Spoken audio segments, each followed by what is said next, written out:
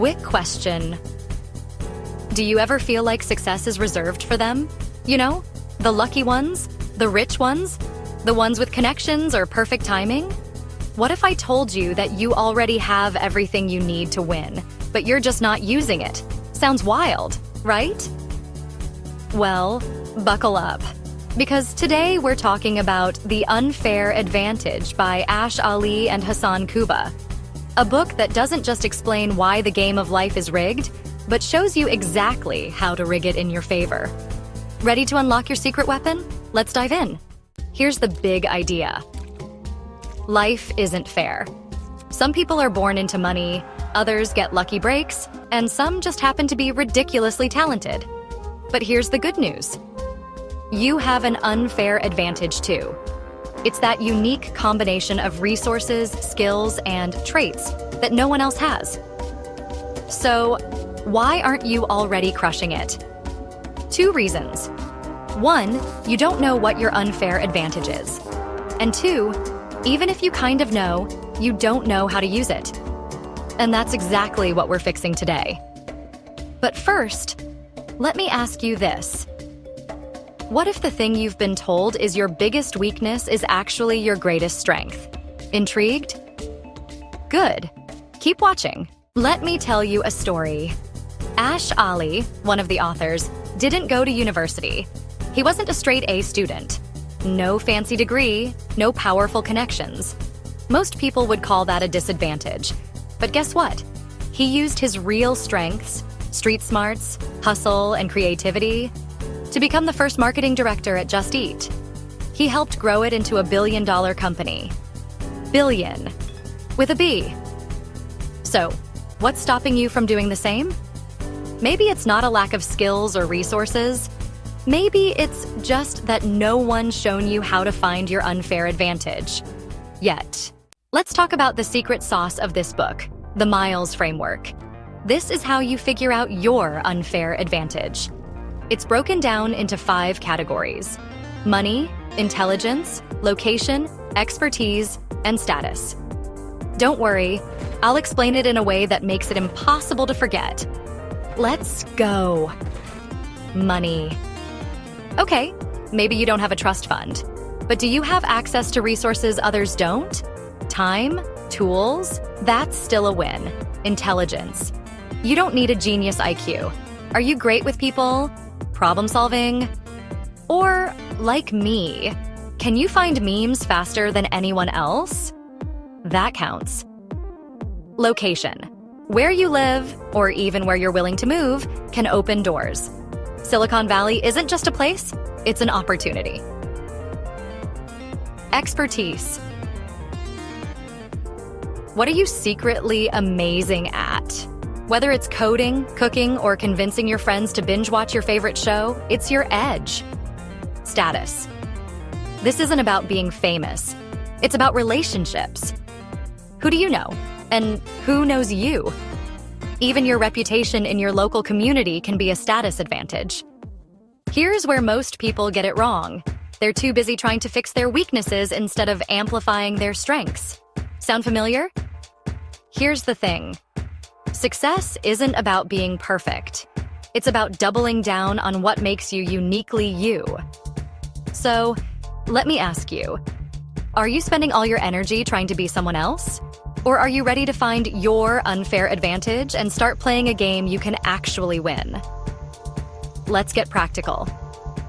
All right, here's your step-by-step guide to turning this into real results. Step 1. Audit yourself. Grab a pen or open your Notes app. List out what you've got in each Miles category. Be honest. What do you have that others don't? This isn't about bragging. It's about clarity. Step 2. Find your sweet spot. Look for overlap. Maybe you've got expertise in design and a network of entrepreneurs. Ding, ding, ding. That's your sweet spot. That's where the magic happens. Step 3. Execute relentlessly. This is where most people stop. Don't be most people. Take action. Whether it's starting that business, building your network, or even just reading The Unfair Advantage to get more insights, take the first step today. But hold on. The unfair advantage drops a truth bomb. Not everyone is built for the startup life. Yep, you heard that right. Let's unpack why. First, you've got to figure out your why. Why are you doing this? Is it for freedom, financial independence, or just so you can stop dealing with Karen from HR? No offense, Karen. More importantly, what are you trying to avoid? Here's the kicker. Your reason has to motivate both. Your lower self, the part of you that craves money, status, or recognition, and your higher self, the part that wants to help others, spread opportunity, or maybe save the world. Now, let's talk about choosing your lane. There are two types of startups, and picking the right one is a game changer. Lifestyle startups are all about sustaining a certain lifestyle. Think local businesses, niche YouTube channels, or cozy coffee shops. These don't require massive funding or moonshot ideas, but they're not designed to scale to infinity. Hyper-growth startups, on the other hand, are the stuff of legends. Uber, Airbnb, Google. These bad boys are all about big risks and big rewards. If you're thinking software, scalability, and unicorn valuations, this is your arena. But heads up, you'll need serious unfair advantages like connections, funding, or technical skills to play in this league. No pressure. So, which type of startup suits you? Are you looking for steady wins or ready to roll the dice for glory? Drop your thoughts in the comments because the next insight might just change your answer. Here's a hard truth. Ideas are overrated. Yep, I said it. Having a unique idea isn't nearly as important as execution. Let me prove it. Spotify wasn't the first music streaming platform. Facebook wasn't the first social network. Heck, even Google wasn't the first search engine. What made them win? Timing, location, and killer execution. In fact, being the first in an industry can actually work against you, because you're the guinea pig who makes all the mistakes. Instead, think intersectional. Take existing ideas and put your twist on them. Or better yet, solve a problem you've experienced firsthand. And whatever you do, don't create a solution and then go hunting for a problem. It's a disaster waiting to happen. And let's not forget your team. Building a startup solo? That's like trying to climb Mount Everest in flip-flops. You'll need co-founders with complementary skills.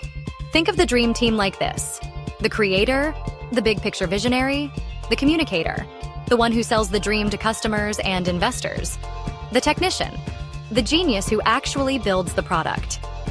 Multiple roles can overlap, but here's the golden rule. Choose co-founders like you'd choose a spouse. Why? Because founder conflicts are one of the top reasons startups fail. Trust me, you don't want a business divorce. Lastly, let's talk execution. You don't need $1 million investor to get started. Start small. Build an MVP, minimum viable product. That's a fancy way of saying, make something crappy but functional and see if people actually want it. And when I say crappy, I mean it. Typos, glitches, and all. Your goal isn't perfection.